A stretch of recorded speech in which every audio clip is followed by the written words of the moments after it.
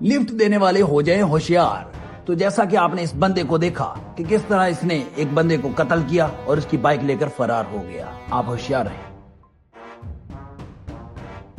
भाई साहब, मैं मजदूर आदमी हूँ, मुझे कोई नहीं लिफ्ट दे रहा।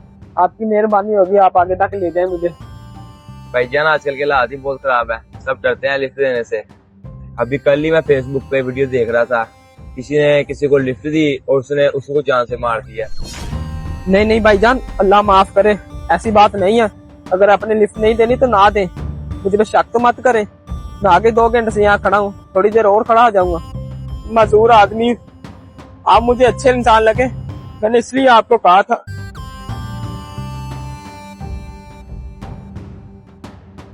नहीं नहीं भाईजान, अच्छे बुरे की बात नहीं है। चले आ जाए, बैठ जाए।